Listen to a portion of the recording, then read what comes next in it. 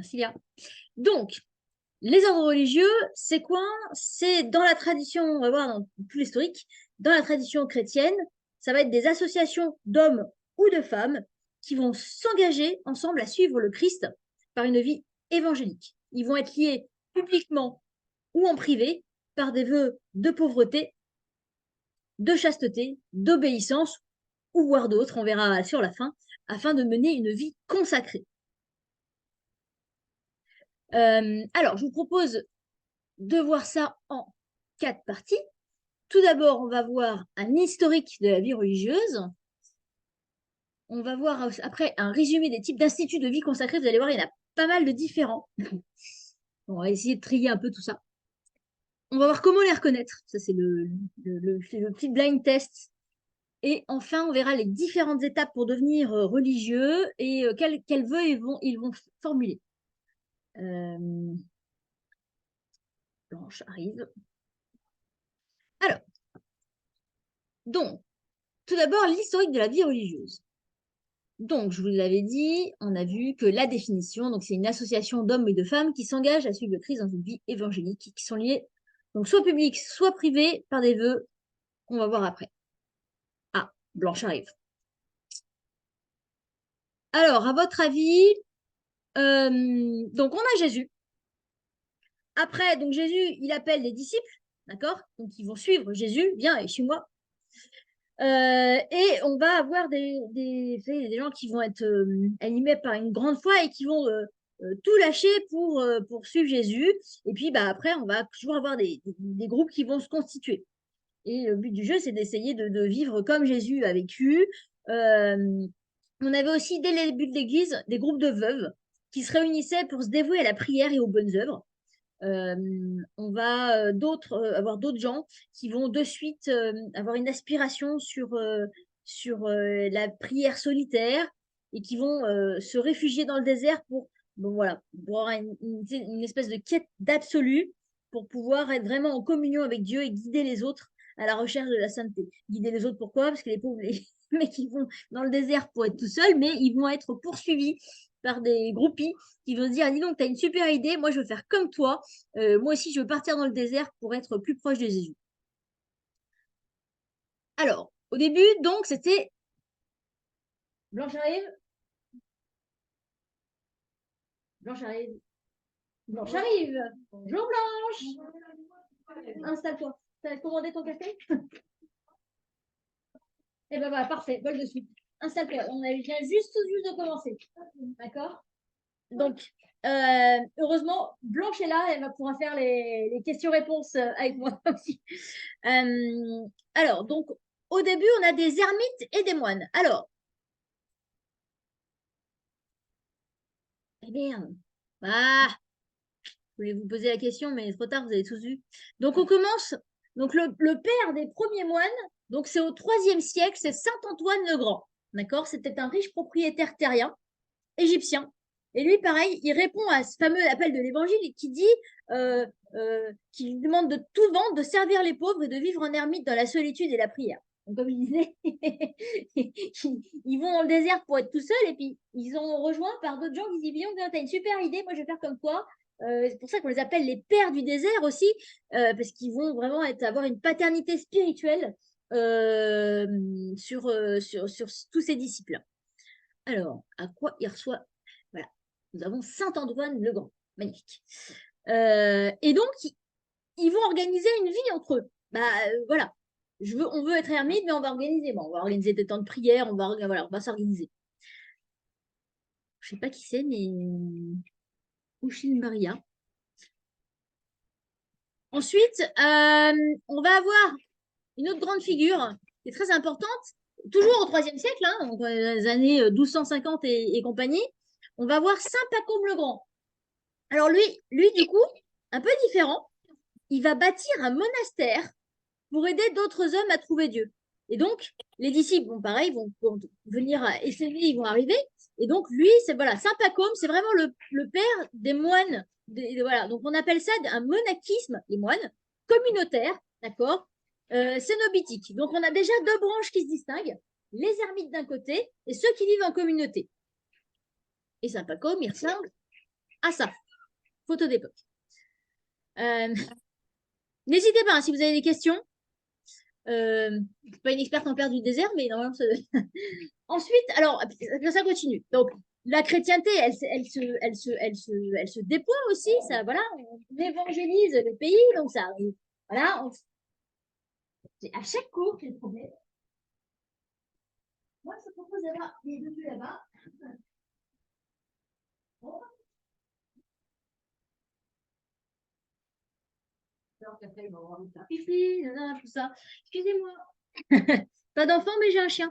Euh, du coup, donc on évangélise la France, tout ça. On va avoir une figure qui est très importante et qu'on connaît bien en France, hein, Saint-Martin.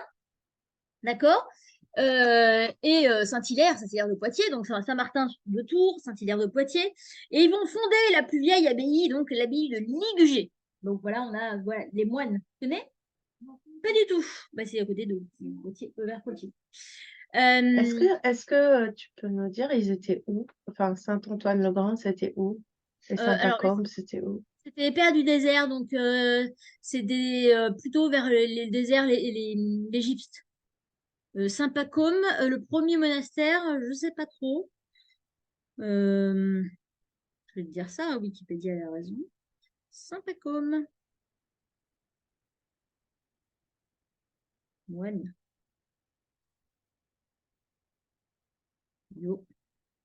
Il était où? Voilà. Alors, il est né en Thébaïde. Ouais, super. Dans le désert, dans le désert. Et le désert de ouf. Ouais, en Égypte, pareil, sur une des rives du Nil. Donc, alors ça, c'est rigolo, on va le voir notre cas aussi. Il s'agit d'un monastère double. La sœur de Pacôme aussi fonde une communauté de sœurs aussi à côté. Vous savez qui c'est qui a fait ça aussi? On verra après. Donc, spoiler. Donc, on a donc aussi donc l'abbaye en France, Saint-Pacôme. Donc voilà, donc eux, ils étaient plutôt dans le désert égyptien. En 400, on a un super gars qui s'appelait Saint-Augustin. Tout le monde connaît Saint-Augustin. Voilà. Qui, lui, va écrire une règle. C'est une règle qui est toujours utilisée de nos jours. Hein. Une règle, et c'est une règle de vie. Eh ben, qu'est-ce qu'on fait? Voilà. Alors, il faut toujours, dans toute société humaine, en fait, on a besoin de règles de vie. Donc, tu as un règlement de vie intérieure dans ton lycée. D'accord. Dans chaque, nous, on a un règlement de vie militaire, un règlement de vie. Et donc, en fait, bah, les moines, c'est pareil. OK, on vit ensemble, mais pour vivre ensemble et que ça se passe bien, eh bien, on va mettre une série de règles. Voilà. Est-ce que je peux, voilà, à quelle heure on prie, qu'est-ce qu'on fait, est-ce qu'on travaille, est-ce qu'on ne travaille pas, de quoi on vit, comment on vit, c'est qui le chef, comment on les lit. Voilà, voilà. Voilà, plein de trucs comme ça. Donc, il écrit une règle pour les moines et les religieux. D'accord. Donc, Saint Augustin était évêque d'Hippone en Afrique. Et c'est une règle qui est toujours utilisée, on va le voir après. Ensuite, on continue.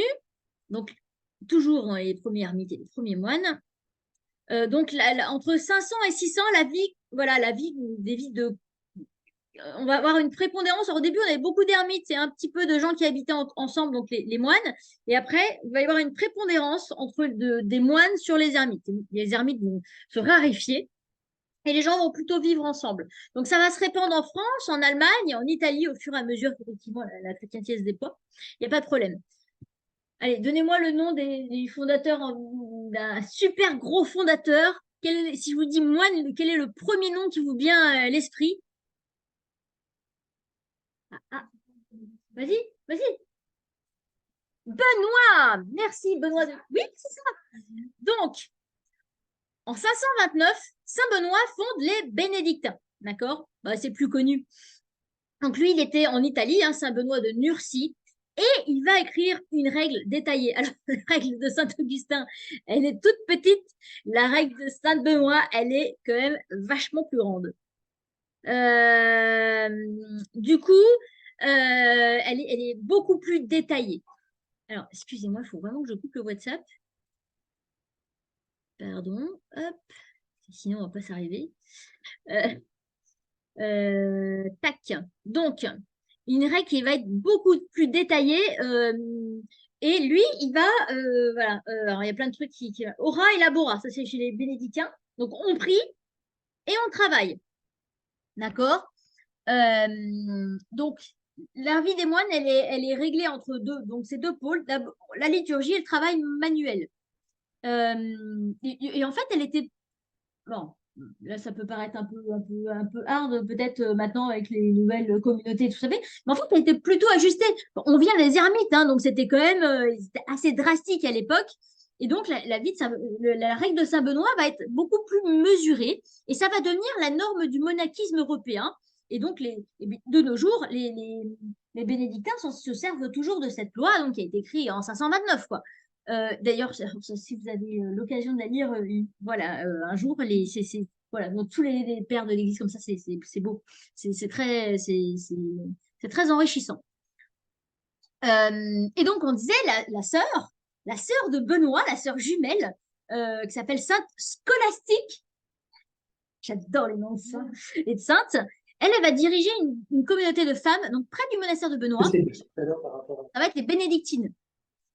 Et donc, en fait, les courants bénédictins, en fait, ils fonctionnent, en fait, ils sont toujours en double. Il y a toujours des bénédictines qui sont à côté des bénédictins. Ils sont jamais très, très loin. Voilà. Bon, après, ça peut être quelques dizaines de kilomètres hein, quand même, hein, mais voilà.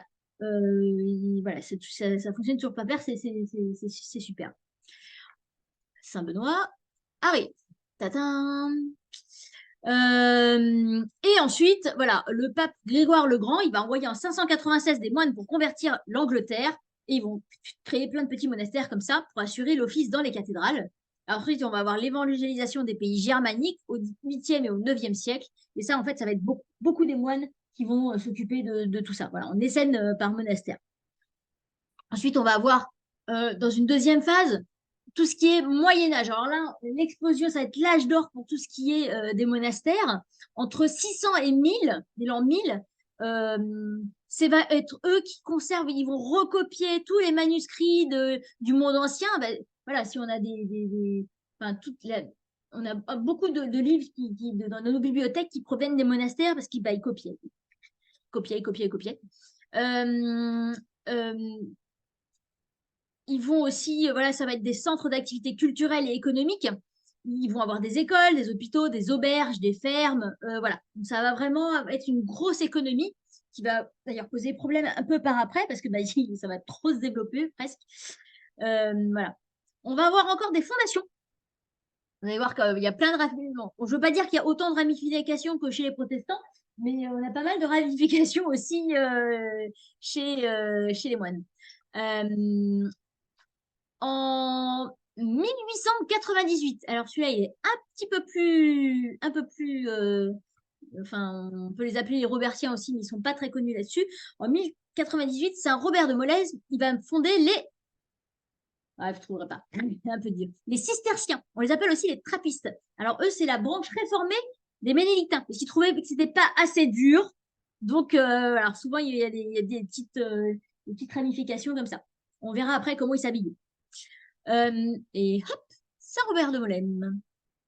Et on va aussi avoir Saint-Bernard de Clairvaux aussi, voilà, chez les cisterciens. Tout ça, c'est des noms de cinq, normalement, vous connaissez pas mal. Non? Hein? Pas trop? Pas trop? Ah ouais. Ensuite, on a, alors ça c'est pour les Alpins, on a Saint-Benoît qui font de la Chartreuse, d'accord? Saint-Bruno, pardon, oui, ça commençait par un B. Saint-Bruno qui fonde les Chartreux. Hop, et Saint-Bruno, voilà. Ça, c'est un ordre contemplatif semi-érémitique. Alors, c'est super. Ils sont, j'adore, ils sont ensemble, mais tout seuls. Il fallait le créer, ça. Voilà. Donc, ils vivent ensemble dans leur truc, mais ils vivent presque, ils vivent tout seuls dans leur cellule, ils prient tout seuls dans la cellule parce que, par exemple, Saint-Benoît, on va avoir, voilà, on prie ensemble, par exemple. Bah, les Chartreux, ils prient tout seuls dans leur cellule et ils se rejoignent, je crois, que pour la messe ou vraiment pour des temps forts. Donc ça, c'est voilà. Ensuite, qu'est-ce qu'on a? En 1121, nous avons Saint-Robert qui va fonder Norbert, qui va fonder les Prémontrés. Donc eux, alors ils créent encore un nouveau truc. Donc on va avoir des espèces de moines, mais en paroisse. Donc, un régime monastique, un travail paroissial, donc avant que les ordres mendiants arrivent, ça c'est la troisième partie. Et voilà, si vous les appelez Norbertins, mais voilà. Et ils vont servir donc la paroisse, servir dans les villes, les prémontrés. On a toujours des prémontrés de nos jours, hein, toujours, voilà. Et hop là, Saint-Norbert. Et lui va créer aussi quelque chose qui va être super, super pour moi parce que j'en suis. Il va créer un troisième ordre. Donc, on avait les hommes, on avait les femmes aussi, donc les bénédictines et compagnie. Et lui, il va créer en fait le tiers ordre. Donc, on peut les appeler des associés, des tertiaires, des associés laïques, des tertiaires séculaires. Donc voilà, ça va être le troisième, on va dire la branche laïque d'une spiritualité religieuse qui vont permettre de vivre, de se nourrir de cette spiritualité tout en restant laïque et pas d'être dans un monastère. C'est bon? Non, non, laïque pas au sens français. Hein. Laïque, c'est-à-dire pas religieux, techniquement. Laïque pas religieux. Ah oui, c'est ça. Tu te nourris de la spiritualité. Moi, je suis laïque dominicaine. Je me nourris de la spiritualité. Voilà, je fais mes offices à la maison, les machins, les trucs. Mais je ne suis pas religieuse. C'est ça. Voilà. Voilà. Ok. Donc ça, c'est super cool. On a aussi dans le même style, on a les oblats aussi. Chez les bénédictins, c'est pas des tertiaires, c'est des oblats. Donc ils vivent, en fait, ils s'engagent. En fait, par exemple, les bénédictins, eux, ils ont un peu de stabilité dans le couvent, donc dans le monastère, en fait, et donc du coup, en fait, les oblats, ils sont rattachés aussi au monastère. En fait, il y a quand même un peu de stabilité. Ok. Qu'est-ce qu'on a ensuite? On a les super ordres mendiants qui arrivent. Alors, le XIIIe siècle, ça va être un peu compliqué parce qu'on a donc du coup on a déjà vu qu'il y avait déjà des branches qui s'étaient rajoutées. Et je ne vais pas dire que ça part en cacahuète, mais on a par exemple ces bénédictins. Donc eux, ils travaillent, d'accord? Donc ils vont avoir, donc il y a toujours en gros, dans la majorité des cas, on a un monastère, il va y avoir des terres autour. Et si le Seigneur, il est gentil et qu'il veut être copain avec le bon Dieu, il est copain avec les moines et donc il leur file plein de terres. Et en fait, on va avoir un petit souci, c'est qu'on va avoir les religieux vont devenir riches. Et du coup, ça pose un petit souci. Vous savez, la vie de Jésus, la pauvreté, tout ça, tout ça. Et en fait, je ne veux pas dire qu'ils deviennent plus crédibles, mais ça devient un peu. Bon, au XVIe siècle, on va voir le même problème avec Sainte Thérèse d'Avila, hein, qui va dire attendez, votre truc, là, et ça va faire les carmes et les carmes des chaussées. On a eu beaucoup, beaucoup de réformes aussi qui venaient de l'intérieur de l'Église, voilà, parce que les gens se sont un peu encoutés, quoi. Et donc, on va revenir aux sources, en gros, on va revenir donc grâce à ces ordres mendiants dans les villes et les villages, on va venir à l'aide des pauvres et on va vivre un peu plus simplement. Alors, je ne vais pas dire le plus connu, mais en 1209, donc on a Saint François d'Assise qui lui lâche tout pour le coup et vivre, voilà. Donc voilà, il faut savoir que les médicats, ils avaient des terres et donc ces ordres-là, les mendiants, ils ne vivent que de dons. Alors là, il faut être très accroché quand même. Et ouais, ils vivent que de dons, ils vivent que de dons. Et surtout, à un moment, la question s'est posée en disant, mais frère François, est-ce qu'on nous file un petit boulot pain de terre? Ce serait quand même pas mal qu'on cultive nos légumes, juste pour avoir un petit peu de subsistance. Et non, non, non, non. Si le Seigneur vous nourrira, le Seigneur vous nourrira. Et donc, surtout parce qu'il ne voulait pas revenir dans cette mouvance-là en disant, nous, voilà, on ne vit que de la providence divine. Et Dieu seul, voilà, va survenir à nos besoins. Et surtout, on ne s'attache pas ni à une terre et pour pas être accroché et recevoir des choses comme ça. Donc voilà. Notre brave donc Saint François d'Assise, il va fonder donc les franciscains, mais le vrai nom c'est l'ordre des frères mineurs. D'accord? Dans la culture libanaise, on dit beaucoup Dieu nous apportera. Ne t'inquiète pas, Dieu va débrouiller les choses. C'est une expression qu'on utilise tous les jours. Et Sainte Thérèse d'Avila, voilà, Dieu seul suffit. Voilà, mais c'est hyper important. On a en 1214 mon copain Saint-Père Dominique qui va fonder l'ordre des frères prêcheurs. Alors lui c'est encore différent. Donc Saint-Dominique, lui, il était chanoine de la cathédrale, d'une cathédrale en Espagne. Et en fait, il part en mission diplomatique pour un mariage. Je ne sais plus qui se mariait avec l'infante du Danemark. Donc, il partait. Entre-temps, il passe en France. Et il y avait quoi? Il y avait, voilà, il y avait les Cathares. Les Cathares, c'était des hérétiques, en fait, qui, justement, voulaient revenir à la pureté originelle. Bon, alors, évidemment, tu as toujours des problèmes politiques dans le coin. Et en fait, il y avait des soucis de foi et d'hérésie dans le sud-ouest de la France. Et en fait, Saint-Dominique, il s'est rendu compte que on avait un souci de formation. C'est-à-dire que les moines, eh ben, ils vivaient leur vie de moines. Donc, ils priaient, ils étaient dans le monastère, ils recopiaient un truc, mais il n'y avait personne pour prêcher aux gens. Alors, les curés de l'époque, c'était pas ça non plus, hein. Les séminaires, c'est une invention récente, hein. Enfin, ça date de la contre-réforme, hein, du Concile de Trente, 1500 les poussières. Donc, et en fait, il se dit, mais voilà, ces pauvres gens sont dans l'erreur. Mon Dieu, mais que vont devenir les pécheurs, enfin, les hérétiques? Il n'y a personne pour leur apporter la bonne nouvelle. Et il s'est rendu compte qu'effectivement, il y avait un gros problème de formation des clercs.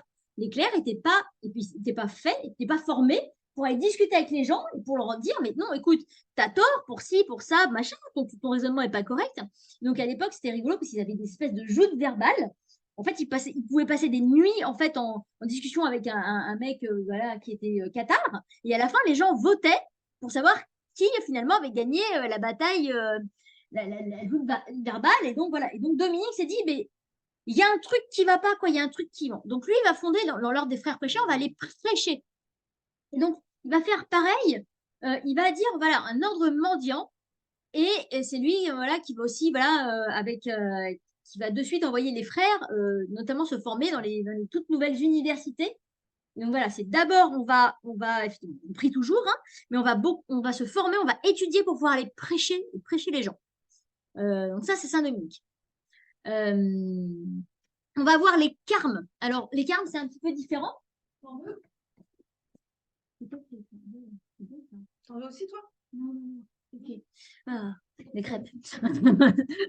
Ouais, ouais. Alors, Léa, on veut bien. On va voir les carmes. Les carmes, eux, vont être fondés par des ermites sur le mont Carmel en Palestine, hein. Donc à la fin du XIIe siècle. Et le problème, c'est qu'on va perdre Jérusalem. Donc, du coup, ils vont venir se réfugier en Europe et ça va se transformer en ordre monastique. Donc, ça va être les carmes, ça va être l'ordre de Sainte Thérèse d'Avila et de Saint Jean de la Croix. Qui vont réformer le Carmel parce qu'à l'époque, ils étaient pareil, hein, les jeunes filles rentraient en religion là-dedans, mais bon, c'était un peu l'opulence, la prière, c'était que si tu avais le temps. Ouais, c'était pas trop ça. Et donc, eux, ils s'appellent, donc ils vont fonder l'ordre des Carmes déchaussés. Donc voilà, et on va revenir là où il faut, quoi. Voilà. Et leur écrit se continue, voilà, c'est des mecs très importants pour l'Église. De toute façon, voilà. En 1256, on a le pape Alexandre IV qui décide de regrouper et d'organiser selon les principes de vie. Je l'ai pas mis. Non, je l'ai pas mis encore. Qui va décider, voilà, parce qu'il y avait beaucoup de gens qui étaient issus notamment de la règle de Saint-Augustin, et il va les regrouper aussi, et ça va donner, en fait, les Augustins, il va y avoir plein de petites sous-branches aussi, donc ça va être, les Augustins sont des clercs qui vivent en communauté dans un monastère pour célébrer la liturgie et rendre des services pastoraux dans les paroisses avoisinantes. Les Dominicains, ils ont la règle de Saint-Augustin, par exemple. Les Augustins, ils sont habillés tout en blanc aussi. Le pape est en blanc parce que Pie V était dominicain, il n'a pas voulu changer d'habit, notamment. Et donc, on vit selon voilà, les dominicains, ils vivent selon la règle de Saint-Augustin aussi. Ensuite, vers le XVIe siècle, on va avoir les ordres apostoliques. Allez, on va aller plus prêcher, du coup. Donc, en 1540, en Espagne, Saint Ignace de Loyola fonde la Compagnie de Jésus qui s'appelle les...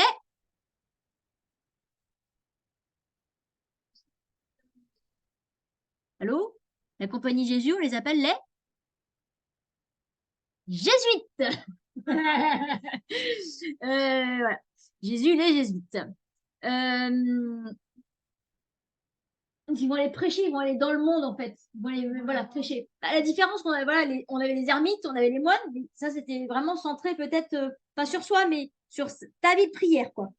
Voilà, tu pries pour l'église, tu pries pour les autres, hein, tu pries pas pour toi, mais tu te sanctifies toi-même et voilà, les moines, ils sont cloîtrés. Il y a une clôture, il y a un mur, quoi. On peut pas aller de leur côté, ils vivent reclus. D'accord? Bon, les ermites, c'est encore pire, ils vivent reclus tout seuls. Les moines, ils vivent reclus à plusieurs, mais voilà. Mais là, on va avoir, du coup, avec des. Bon, on avait déjà le cas avec les ordres mendiants, mais ils sont plutôt classés dans les ordres mendiants. Ils vivent pour aller prêcher, sauver les pauvres, tout ça. Donc là, eux, voilà, les ordres apostoliques. Donc, Saint Ignace de Loyola, lui, il va, euh, il va faire voilà, leur spiritualité, elle va être tournée vers l'enseignement et la mission. C'est eux qui vont aller évangéliser tous les pays asiatiques, voilà, qui vont faire les missions pour étendre l'Église. On va avoir, hop, hello, Saint Ignace. En 1533, on va avoir d'autres tentatives de vie un peu différentes. Donc, on a Saint Vincent de Paul et Sainte Louise de Marignac.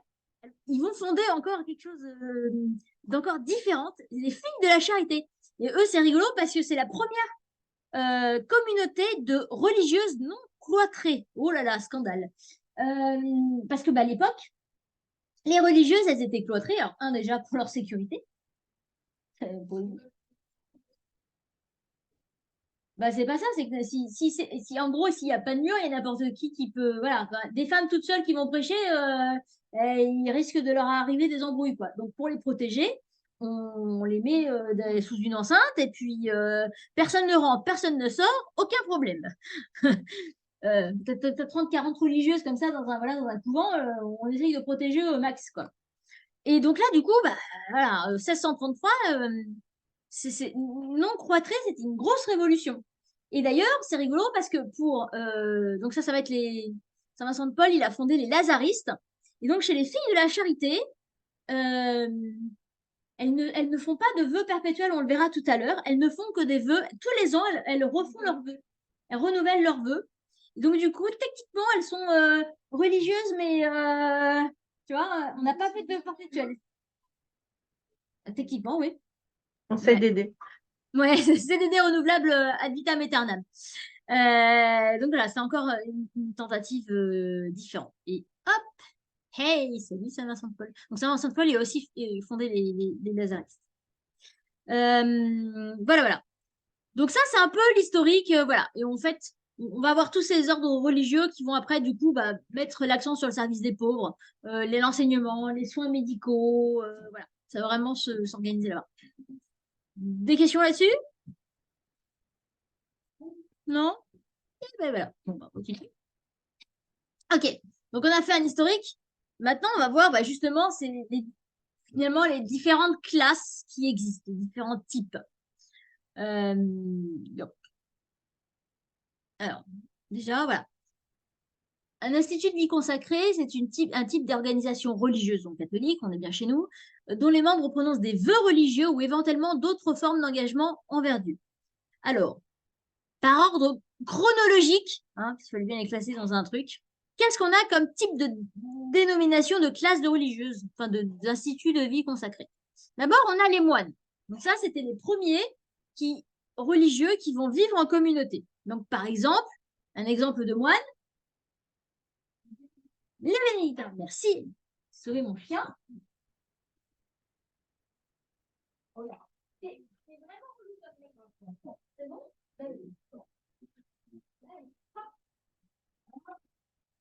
Passage de chien, pardon. Il est vraiment pas con ce chien. Alors, ensuite, on les a vus par exemple chez les Augustins, on a les chanoines réguliers. Donc voilà, bon, par exemple, Saint-Dominique, avant de fonder les Dominicains, il était chanoine régulier de la cathédrale. C'est pour ça qu'il il a gardé le blanc, on verra après. Donc eux, ils conjuguent l'état et les fonctions de clerc. L'observance, en fait, en gros, c'est des prêtres qui vivent ensemble en communauté pour animer une paroisse. On va voir les ordres mendiants. Exemple. Non, les ordres mendiants. Ouais, il a soufflé Dominique, je l'ai entendu. Vous voyez, ça c'est l'exemple d'un vieux religieux qui boite.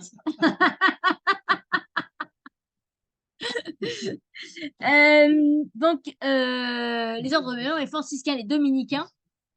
Gizmo, il attend la crêpe. Allez, hop. Voilà. On va voir ailleurs si j'y suis. De toute façon, tu vas gueuler. Donc, eux, ils unissent la vie régulière avec des œuvres, un ministère sacerdotal, caritatif, voilà. Donc, on va prêcher le monde, on va soigner les pauvres, voilà, les franciscains. Voilà. Les ordres mendiants. Nous avons les clercs réguliers, donc, qui mettent à la base de leur apostolat sacerdotal, donc par exemple les jésuites, d'accord? Donc, apostolat sacerdotal, donc, ce sont des prêtres, ils ont une vie régulière avec une règle et ils vont adapter leurs besoins au temps et avec leurs œuvres. Donc, leur but du jeu, voilà, par exemple, la mission, les jésuites, on va beaucoup étudier et on va les prêcher de par le monde. Voilà. On va étudier, on va enseigner la foi, on va ouvrir beaucoup d'écoles. Voilà. Donc, on est des prêtres, une vie régulière, c'est-à-dire ensemble, mais on s'adapte. On a des congrégations cléricales. Alors là, vous en avez pas mal. Alors, quelques noms. Donc, ce sont des clercs, des prêtres qui vivent en communauté et qui vont avoir une œuvre propre. D'accord? Donc, on peut avoir les Montfortins, les Salésiens. Donc, les Salésiens, ils s'occupent des enfants, des œuvres de la jeunesse et tout ça. Donc, Bosco et compagnie. On va voir Saint-Jean, les frères de Saint-Jean. Voilà, des réceptionnistes, réceptionnistes, je suis pas sûre, là, je pense que j'ai une grosse faute de frappe, là. Les rédemptionnistes, tu les appelles, ils arrivent, ils appellent le bon Dieu pour toi. C'est pas mal, ça. On a le chemin neuf, voilà, on va avoir beaucoup de congrégations cléricales. Qu'est-ce qu'on a d'autre? On a des sociétés de vie apostolique. Alors, donc on a dit par ordre chronologique, donc là, on arrive sur le récent, là. Les sociétés de vie apostolique, donc on a des membres qui peuvent être prêtres, frères ou sœurs. Alors, eux, ils ne prononcent pas forcément de vœux religieux, contrairement aux autres. D'accord. Par exemple, bah, voilà, j'avais dit les eudistes, donc ça peut être des prêtres, des frères, mais ils n'ont pas de vœux religieux. Ça peut être les lazaristes, ça peut être les sulpiciens, ça peut être la fraternité Saint-Pierre. Donc, ce sont des prêtres qui vivent ensemble, mais pas sous une règle et pas avec des vœux religieux. D'accord? Mais des prêtres, voilà, qui vivent ensemble, par exemple, Saint-Pierre, voilà, ou Saint-Martin. Saint-Martin, c'est ça là, les prêtres de Saint-Martin. Ils n'ont pas de règles à eux, mais ce sont des prêtres qui vivent ensemble en communauté. On va avoir, alors, hop, la petite. Hop, hop, hop. On va avoir du coup les congrégations religieuses laïques. Donc là, ce sont des communautés laïques qui vont avoir l'instruction, par exemple, des enfants, des malades, voilà. Donc, j'ai pas d'exemple là, tiens. Et ensuite, enfin, on a le petit dernier, ce sont les instituts séculiers. Donc ça date de 1947. Les membres, ils continuent à vivre selon leur mode de vie, donc qui leur est propre. Donc on peut être cléric, donc soit clerc, donc prêtre, ou soit laïque. Ça peut être masculin ou féminin. Donc ça peut être par exemple Notre-Dame de Vie. Vous connaissez? Non? Voilà. Donc, ça, c'est un institut séculier. Voilà. Donc ça, bon, les belles définitions, mais ça vous montre un peu, vous voyez, la pluralité de tout ce qui existe dans l'Église. Et encore, là, ce sont des grosses catégories, mais enfin, il y a tellement de différents d'ordres différents que voilà, ça vraiment, voilà, on a vraiment beaucoup de choix possibles aussi. Pour ceux qui font ce choix-là, de trouver vraiment le truc qui remplit les aspirations et la vocation propre de chacun. Bon, maintenant, on va faire le petit schéma avec toutes les tenues. Vous êtes prêts? Bon, j'ai pas découpé parce que c'était trop long. Alors, je l'aurais tout. Allez, donc, si tu pouvais me... Alors, on a déjà deux branches. On a les ordres contemplatifs à gauche, donc les contemplatifs et les apostoliques, c'est-à-dire en gros, ceux qui vivent, on va dire, ensemble plutôt tournés vers l'extérieur et ceux qui vivent ensemble plutôt tournés vers l'intérieur. Donc, merde. Donc, les contemplatifs, ils vont habiter dans un monastère. Ce sont des moines, d'accord, des moniales pour les femmes. Et on va dire, les apostoliques, des frères et des sœurs, d'accord, des religieux, des religieuses, ils vont habiter dans un couvent. Dans un couvent, il n'y a pas de clôture. Il n'y a pas de gros de frontière. Bon, peut-être un mur, une clôture au sens, voilà, il faut bien, on aime bien nous mettre des petites barrières et des petits trucs, mais je ne sais pas si vous avez déjà été dans un monastère du coup de cloîtré. On a ce qu'on appelle des parloirs. J'ai été hyper, donc c'est une espèce de petite pièce où tu peux rencontrer une sœur, par exemple, ou un frère. Il y a carrément la table, elle fait la frontière, elle part du bord droit de la pièce, elle va jusqu'au bord gauche de la pièce. Il y a le côté du monde et il y a le côté du monastère. C'est-à-dire que ça va jusque-là. C'est-à-dire que tu passes pas de l'autre côté, quoi. Hein. C'est la seule à qui tu parles, normalement, c'est le frère ou la sœur hôtelière, quoi. Tu vas en retraite, les autres, tu ne les vois pas. Tu peux leur faire coucou de loin. Mais non, c'est vraiment ce qu'on appelle la clôture. Voilà, elle est vraiment très importante. Donc, du coup, on va commencer par les moines et les moniales. Donc, on avait dit donc, au début, donc Saint-Benoît, donc les bénédictins, on les reconnaît, ils sont tout en noir, ils ont une coule. C'est un vêtement qui est assez large. Ils ont un scapulaire au-dessus, donc la partie, on va beaucoup plus le voir sur la branche réformée, donc les cisterciens, les trappistes. Donc, eux, ils ont l'habit donc blanc avec un scapulaire noir. Vous avez donc la pièce de tissu qui n'a pas de manche, d'accord, qui est noire. Donc, ça, ce sont les cisterciens. Du coup, au baptême, vous avez vu le père qui était du coup des béatitudes. Au début, on a cru que c'était un cistercien parce qu'ils ont quasiment le même habit, sauf que lui, il était en marron. Donc là, c'est pas la même chose. Voilà, les cisterciens sont bien en noir. Donc ensuite, on a les ermites qui vivent ensemble mais tout seuls. Donc les chartreux, ils sont tout en blanc. Mais ils ont un truc à rabat et c'est un truc assez large. Les carmélites, on les reconnaît, elles sont en marron, ou les carmes. Donc, quand va être promis, maintenant ils ont des chaussures, même si on les appelle les déchaussés, ils ont quand même des chaussures. Voilà, voilà. On va. Donc là, c'est bon, on les verra après. Et ouais, parce que les fraternités monastiques de Jérusalem, elles sont un peu à part. C'est les communautés contemplatives, c'est des communautés un peu nouvelles. Alors, j'ai dit monastère, mais on peut aussi appeler ça monastère, prieuré, abbaye. Les prieurés, ça va être pour tout ce qui est prémonté et compagnie. Donc, monastère, Saint-Benoît et compagnie, ça peut être des abbayes aussi. Voilà, c'est. Chez les apostoliques, ceux qui sont dans le monde, enfin, qui sont ensemble, mais plutôt tournés vers le monde, on va avoir les prémontrés. Donc, on va les prémontés, vous voyez, les Augustins, les Dominicains, ils sont quand même pas mal en blanc. Les Dominicains, ils ont le scapulaire au-dessus, ils ont encore une petite pièce, ils ont le manteau noir l'hiver, mais pas l'été. Tac, tac, tac. Les franciscains, donc on les reconnaît, ils ont une corde autour du ventre avec 3 nœuds. Ce sont les trois vœux. 3 nœuds sur la petite corde. Ouais, hein. Ah, on le verra après, partie 4. Et voilà, et après dans les communautés apostoliques, par exemple, on va voir la communauté Saint-Jean. Communauté, parce que c'est pas vraiment des ordres, c'est une nouvelle communauté, comme les fraternités monastiques Jérusalem. Alors, ils habitent ensemble, mais séparés, enfin, les hommes et les femmes. C'est des communautés un peu plus nouvelles. Voilà, ça, c'est les ordres qui ont été créés donc, en 400 et en 1200 et les compagnies. Donc là, les trucs qui ont été fondés dans les années 50, c'est quand même un peu plus récent.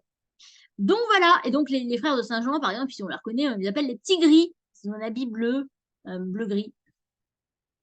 Voilà. Ça va pour ça? Vraiment, on serait incollable sur le prochain religieux que vous croiserez. Non, mais après, en fait, il y en a plein. Hein. Franchement, voilà, vous avez vu, on ne peut pas tous les représenter, mais déjà, c'est les plus gros. C'est quand même. C'est-à-dire que vous avez quand même peu de chances de rencontrer un chartreux dans la rue. Mais voilà. Après, vous avez maintenant, par exemple, vous avez des carmélites qui sont apostoliques. Il y a beaucoup de ça dans le diocèse de Fréjus-Toulon. Voilà. Après, il y a plein de sous-communautés. Les mecs, alors les franciscains du Bronx, ils vont pas être. Enfin, voilà, tu vois, il y a plein il y a plein de sous-ramifications. Mais voilà, là, au moins, vous avez les plus gros. Alors, justement, parlons des vœux. Alors, avant de parler des vœux, on va déjà voir c'est quoi les différentes étapes. Parce que vous connaissez un peu les différentes étapes avant d'être religieux. Pas du tout. C'est bien, tu vois, le cours il sert à quelque chose, c'est cool. Classe.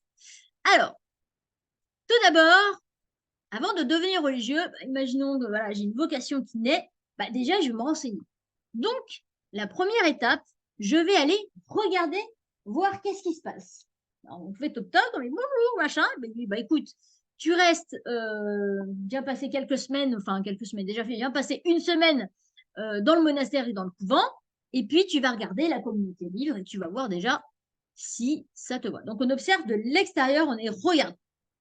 Si ça vous intéresse toujours, vous devenez postulant. Vous dites, bah voilà, moi, votre vie, elle me plaît, ça m'intéresse, j'y trouve ma joie, je me sens à ma place. Donc, on postule. Donc là, on va participer à la vie des religieux de la communauté. D'accord?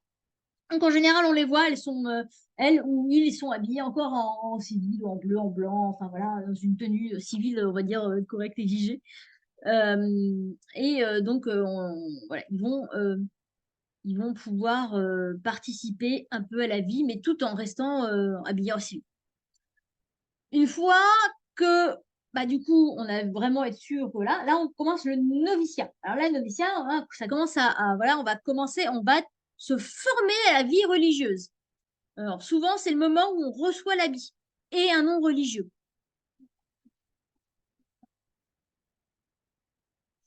Ça peut être 3 mois, par exemple. En fait, ça dépend des communautés. Chacun va avoir un peu mais il faut quand même un petit temps, quoi, pour voir. Soit, par exemple, imaginons que tu sois un ami de la communauté depuis longtemps, tu navigues dans le truc depuis longtemps, donc ça peut être plus ou moins long. En général, il y a toujours un maître ou une maîtresse des novices qui va justement être enfin, la personne qui va accompagner ces gens-là. Et donc, du coup, qui va pouvoir dire, en discutant, en voyant la maturation, la maturité de la personne et tout, de voir si ça va être plus ou moins long, quoi. Mais ouais, je pense que ça dépend des ordres, je pense que c'est au moins un bon 3 mois, quoi. Chez les dominicains, il n'y a pas trop de période, par exemple, de postulants. Ils attaquent assez vite. Et en fait, ils forment après sur le tas. Enfin, ils arrivent direct, hein, il n'y a pas trop de période avant. Et en fait, ils attaquent direct par le noviciat et tout se fait au noviciat. Mais le noviciat, ils reçoivent l'habit direct. Souvent, il y en a, ils vont peut-être le mettre pas forcément tout de suite. Ça va dépendre aussi des ordres. Et après, ils vont vraiment, pendant 1 an, ils vont former le noviciat. Ouais, chez les dominicains, les noviciats, ils durent 1 an. Et ils peuvent, voilà. Souvent, on change le nom. Vous savez, Dieu dans la Bible, il aime bien changer le nom. Donc, du coup, Et alors, souvent, bon, maintenant, ça dépend des ordres aussi. Maintenant, souvent, c'est le novice qui le choisit. Mais avant, le nom, il était donné, quoi. C'est le supérieur de la communauté qui choisissait. Ah C'est oui, pas je le vous ai nom pas de dit. baptême? Non, ah, pas du tout. Non. Non, Ok. voilà, c'est le nom de prophet religieux. Voilà, enfin, voilà, on verra ça après. Ah oui, d'ailleurs, je vous ai pas parlé des supérieurs. Par exemple, dans une abbaye de bénédictins, le supérieur, c'est l'abbé. D'accord? Il y a un titre, c'est l'abbé. L'abbé, il a le rang d'évêque. D'accord? Dans son habit. Donc, vous verrez, en fait, si vous voyez un père abbé de chez les bénédictins, il a la crosse, la mitre et tout, quoi. Surtout dans les grosses abbayes bénédictines. Par exemple, chez les dominicains, chez les communautés, tout ce qui est apostolique, souvent chez nous, c'est un prieur. D'accord? Mais il est élu. Alors, l'abbé, il est élu à vie. En fait. Enfin, il est choisi par ses frères, mais à vie, en fait. Le prieur, lui, c'est chez les dominicains, ce que je connais, c'est deux fois 3 ans, par exemple. Et après, ça change. Et il est élu par ses frères. Après, vous avez aussi les chapitres. C'est la vie en communauté, ça serait quand même. Voilà. Donc, c'est pour ça qu'on dit avoir droit au chapitre. Bah, par exemple, les novices, ils n'ont pas le droit de participer à la vie de communauté. Ouais. Ils n'ont pas de droit de vote. D'accord? Mais après, en fait, tous les frères engagés, les sœurs engagées, du coup, il y a le chapitre une fois par semaine. Ils vont discuter de l'organisation de la vie commune ou des machins ou des trucs, tout ce qui est important. Ou par exemple, de l'acceptation des novices. Que pensez-vous du novice, machin? Est-ce qu'on l'accepte parmi la communauté, tout ça? Voilà. Et donc, tout le monde vote. Donc, avoir droit au chapitre. Donc, en fait, il y a. Donc, tout ça, ça va être écrit dans les règles. Et qui vote, qui n'a pas le droit de vote, machin. Voilà. C'est des trucs un peu. Quand même pas mal de pages. Hein. Chez les laïcs dominicains, on a aussi une autre règle de laïcs dominicains. Avec. Ouais, c'est quand même calqué sur les trucs, mais pareil, on lit notre prière laïque 2 fois 3 ans. Voilà, voilà, c'est toutes les modalités de pratique de vie. Donc voilà, donc ça c'est les novices. Après, on va faire les premiers vœux. Donc on va être refait temporaire, donc ça peut être de 1 à 5 ans, donc ça peut être renouvelable.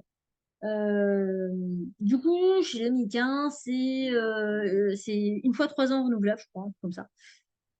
Ils vont faire, voilà, ils sont prophètes temporaires, ils font les vœux temporaires, et puis voilà, et donc ils peuvent reconduire, hein, il n'y a pas de souci. Le but, c'est d'être prêt parce que après, après c'est fini. C'est prophète définitif, les vœux, ils sont perpétuels, on s'engage à vie. Donc, on appelle ça vœu perpétuel, vœu solennel ou vœu définitif. Et là, c'est l'engagement de toute une vie. D'accord? C'est comme le mariage, mais avec Dieu. Et donc là, voilà. Après, il n'y a pas de divorce. Après, il faut demander à Rome un adulte pour sortir. Et bah oui, c'est voilà. Donc c'est voilà, donc faut pas. Alors à quoi ils s'engagent, ces braves frères et sœurs? Ah oui, alors, attendez. La petite photo qui claque quand même. Donc là, ce qui est cool, j'ai réussi en fait à trouver une photo où il y a tous les états. Donc la petite postulante, vous avez dit, voilà, souvent là, par exemple, elle est. Donc, alors déjà, on va commencer bien. Quel ordre?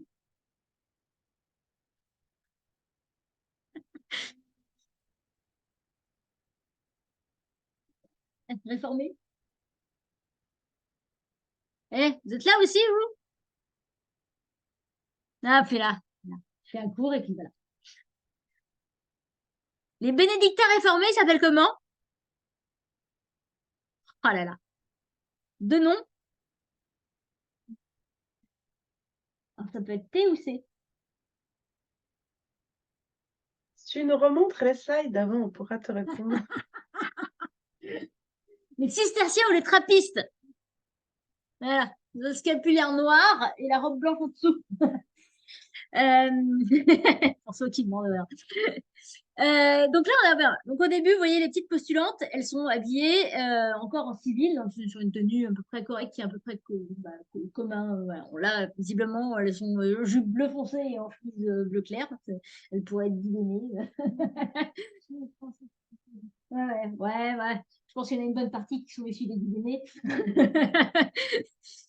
Ensuite, on devient novice. Alors, souvent, les novices, on les reconnaît parce elles sont toutes en blanc, en fait. Vous voyez? Elles ont le voile blanc. Donc, en fait, ça va vraiment des portes des ordres. Mais, vous voyez, la professe solennelle, elle est tout en, le voile est noir. Et donc, souvent, les novices, elles ont le voile blanc.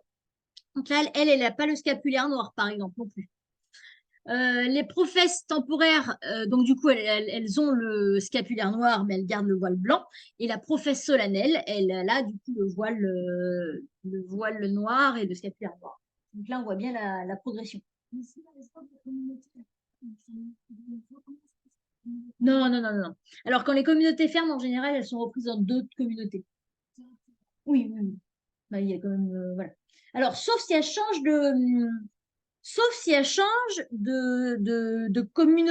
d'ordre, en fait. Moi, j'ai mon père dominicain, par exemple, c'était un ancien bénédictin qui, au bout de, je sais pas, 10-15 ans, se dit, bon, bah, finalement, euh,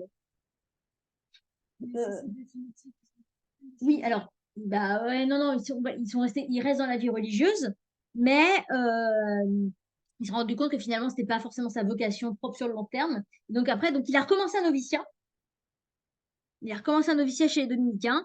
Et après, bon, la progression, après, du coup, la progression, elle se fait peut-être un peu plus rapidement, quoi, tu vois. Il recommence pas de zéro. Donc, surtout qu'il y a quand même une grosse spiritualité, puis il n'était pas dans n'importe quelle abbaye, en plus. Donc, il était dans une grosse abbaye, il était à Solesmes, je crois. Donc, ouais, bah, une des deux plus vieilles, pareil, abbayes. Enfin, et donc, du coup, bah, ça a été un peu plus vite, quoi. Et voilà, donc là, on a toute la progression des religions. C'est cool. Bon, alors à quoi ils s'engagent? Parce que là, les vœux des religieux.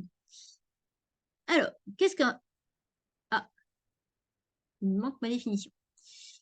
Donc, un vœu religieux, c'est un engagement public par lequel un homme ou une femme promet de suivre Jésus-Christ tel qu'il vécut, c'est-à-dire dans une vie de pauvreté, de chasteté et d'obéissance. En gros, c'est ça les trois vœux, pauvreté, chasteté et obéissance, et on va voir en quoi ça consiste.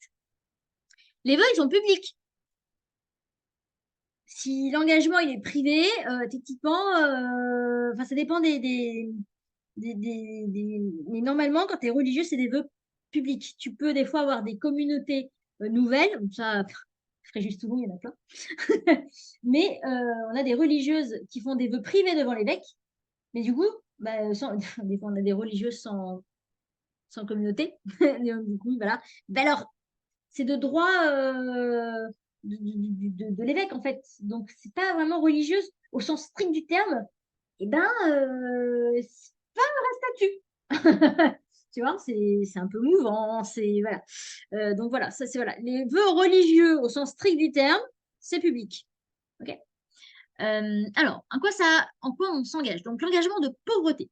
Donc pauvreté, c'est ne rien posséder en propre, ne rien garder pour soi, comme le Christ, c'est-à-dire donc tout mettre en commun et tout recevoir du Père. Donc là, on l'a vraiment vu par exemple chez les ordres mendiants, ça avait été très bien fait. Donc rien ne posséder, ça veut dire que alors, quand tu, par exemple, t'engages dans une communauté, dans des vie religieuse, on te demande de ne plus rien avoir. Donc, tu vends tout, tu donnes tout, ou tu machin, et tu arrives avec, on va dire ton slip et ton pull, mais à peu près ça. Et donc, tu n'as rien. C'est-à-dire que si tu n'hérites, ça part à la communauté.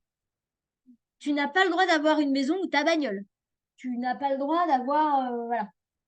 Techniquement, je ne veux pas dire si tu reçois un cadeau, ça part à la communauté, mais presque.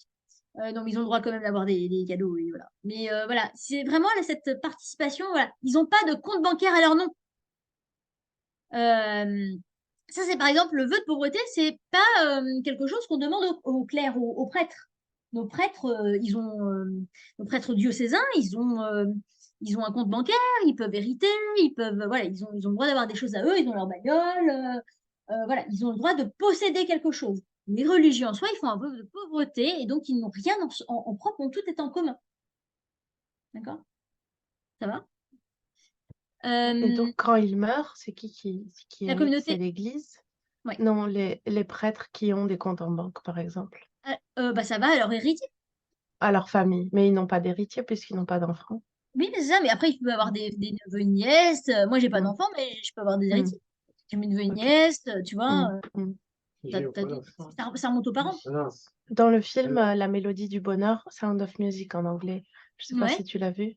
Non, Maria, elle était novice du coup.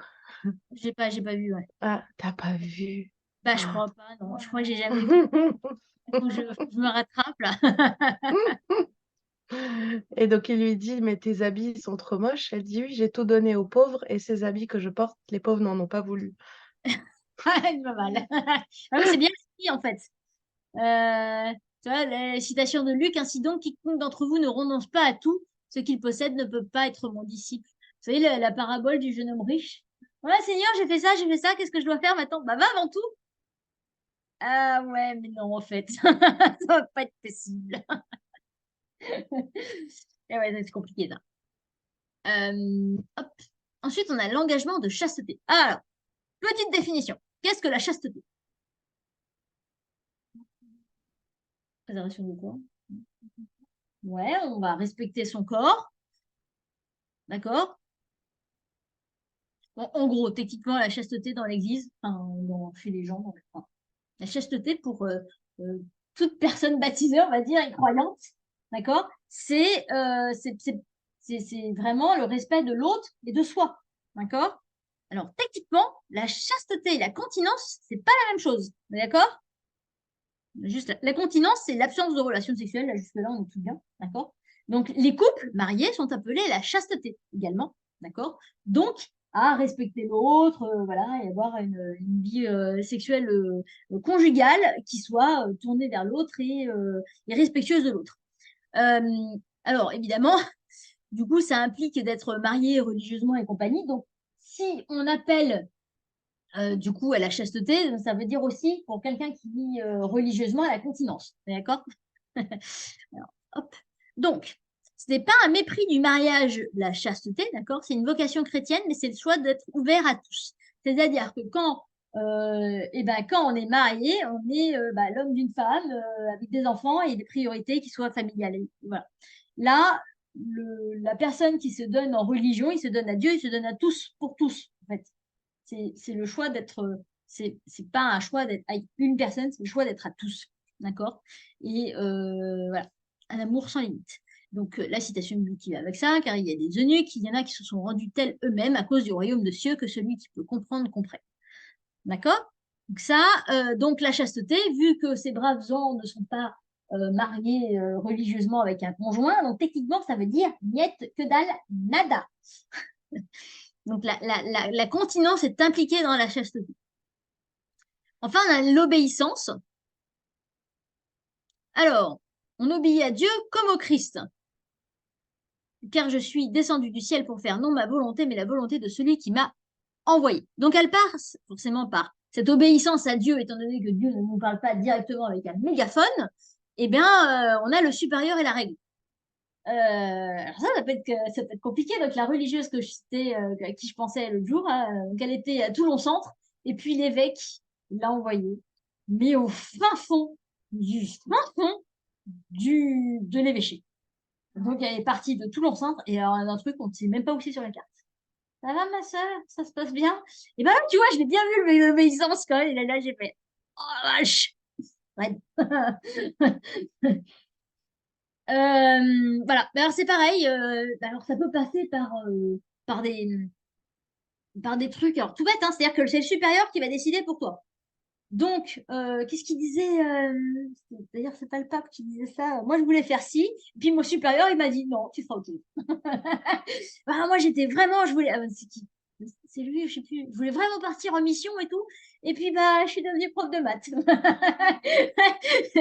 Donc, voilà, le supérieur, il décide pour toi parce que, voilà, c'est aussi, c'est ça, de tout se remettre dans la providence de Dieu. Et de toi, peut-être, tu as envie de ça, mais lui, peut-être qu'il a plus, il est plus vieux, il a plus de discernement et il va voir que tu vas peut-être plus bénéfique, prolifique, avoir plus de fertilité dans un autre. Voilà. Ça peut être aussi, techniquement, aussi la, les affectations. Bah, je sais pas moi, tu veux Lille, t'atterris à Marseille. Ouais, moi, j'aimerais vachement bien aller à Lille. Ouais, bah, t'iras vachement à Marseille. Eh ben, l'obéissance, quoi. Inversement, moi, j'aimerais bien Marseille. Et ben, t'iras à Strasbourg. Nous, on a ça dans l'armée aussi. Voilà. Et puis la règle, voilà, la soumission à la règle est aussi, alors qui peut être, bon, clairement, chez le dominicain, c'est pas une règle. La règle de Saint-Augustin, elle est pas très coercitive, on va dire.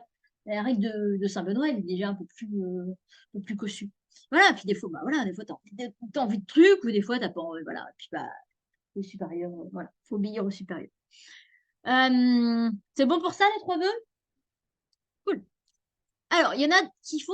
Il y a des fois, il y a des modalités, des particuliers selon les ordres. Alors, par exemple, chez les bénédictins, les cisterciens et les chartreux, eux, oui, vas-y, tu peux le faire. Donc, ils prononcent des vœux de stabilité dans le monastère, d'obéissance et de conversion des mœurs. C'est-à-dire que le bénédictin, il rentre, début de sa vie, enfin, voilà, il rentre un jour dans un monastère et il en sortira qu'à sa mort, techniquement. Donc là, il n'y a pas de. Là, beaucoup. C'est beaucoup moins chiant pour les affectations. Si, bah, tu vois, moi j'aimerais bien faire père hôtelier. Et bah tu feras la cuisine.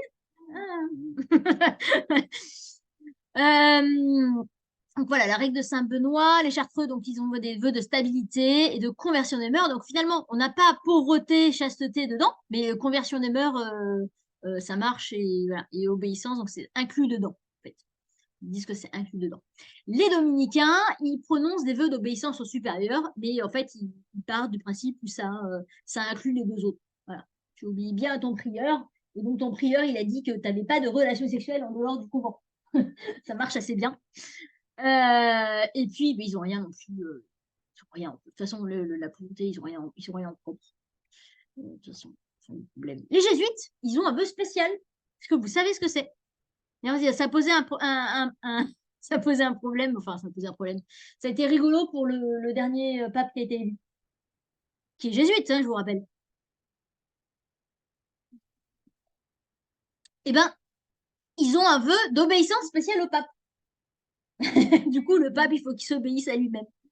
Mais ça va, ça devrait être jouable. Ouais. Alors, un petit exemple, voilà, les hospitaliers de l'ordre de Saint-Jean de Jérusalem, même pas s'ils existent encore, eux, ils ont un vœu de soins aux malades et d'hospitalité. Voilà. C'est vraiment spécifique à l'ordre en soi. Et par exemple, les légionnaires du Christ, je peux vous donner un autre exemple, eux, ils font un vœu d'humilité et de charité en plus des trois vœux. Voilà. Voilà. Donc, chaque ordre, vous voyez, juste pour vous montrer qu'on a, voilà, on a un trio à peu Père près. Charles, il est quoi? Lui, il est prêtre diocésain, hein, je pense. Mais ça veut dire quoi dans ça? prêtre diocésain, je crois qu'il a obéissance à l'évêque. Et il renouvelle du coup cette obéissance à l'évêque à la messe chrismale tous les ans. Mais du coup, ça induit aussi, bah voilà, les clercs, ça induit aussi l'obéissance à l'évêque, induit aussi la chasteté, par exemple. Mais par contre, ils font pas votre pauvreté. Mais normalement, tu t'es pas censé être Crésus, quoi. Tu vois, c'est-à-dire que ils doivent quand même vivre normalement. Bah, alors, je peux pas dire pauvrement, mais enfin voilà, avec toute l'humilité et voilà, et donner aux pauvres. Par exemple, les prêtres dans l'armée, les prêtres dans l'armée, je veux dire, du diocèse aux armées, et du coup, ils ont une solde confortable. Mais ils reversent, ils ont des prélèvements automatiques du diocèse déjà, et puis c'est après, il y a une bonne partie qui va aux pauvres ou qui vont aux autres diocèses. Voilà, l'argent, souvent, il est réparti. Si, ça va, ils sont pas malheureux. Bon, après, normalement, des fois, ils ont à se loger et tout. Ça dépend. Les prêtres diocésains, ils ne gagnent pas beaucoup, mais souvent, ils sont logés, tout ça. Donc, mais voilà, ils sont censés vivre simplement, on va dire. Et voilà, vous savez tous tout ou presque sur les ordres religieux. D'où ça vient, où ça va, qu'est-ce qu'ils font, comment on revient, hein, comment les reconnaître. Voilà. Quiz à la fin, la semaine prochaine, je vous ferai un quiz. Ouais. Est-ce que vous avez des questions? Non? Tout le monde va bien? Alors, c'est fini pour les cours sympatoches. 2024, on recommence les cours dogmatiques. Non, celui-là, ça va encore. On commence doucement. Donc, par 19 janvier, je vous donne rendez-vous pour Jésus et la société juive. Alors, celui-là, c'est les religieux. C'était un cours que j'ai écrit la première année presque. Et Jésus, je l'ai écrit il n'y a pas longtemps. Voilà. Qu'est-ce qu'un pharisien? C'est quoi un sadducéen? C'était comment ça s'est organisé? C'était quoi le rôle du grand prêtre à l'époque de Jésus? Voilà. Toute la société dans laquelle Jésus baigne chez les Juifs. Et alors, c'est pas mal, pareil, de resituer un petit peu qui fait quoi et pourquoi c'est là et comment, du coup, qu'est-ce que ça nous apporte, nous, dans notre lecture de la Bible, pour mieux comprendre la société dans laquelle Jésus vivait à l'époque. C'est tout bon? Allez, petite prière. On va se confier à Marie. Je vous salue, Marie, comblée de grâce. Le Seigneur est avec vous. Vous êtes bénie entre toutes les femmes. Et Jésus, votre enfant, est béni. De Marie, parole de Dieu, priez pour les pécheurs. Amen.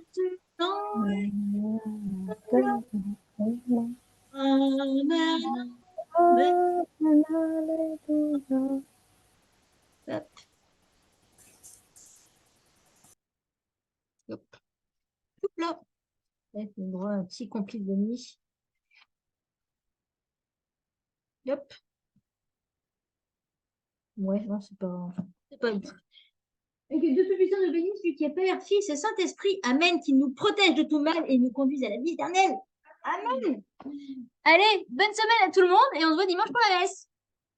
Merci à tous. Merci beaucoup. N'oublie Bonne pas semaine. d'arrêter le record. Au revoir. Bonne semaine. Bonne semaine. Bonne guérison chez les Clayers. Ouais, c'est clair.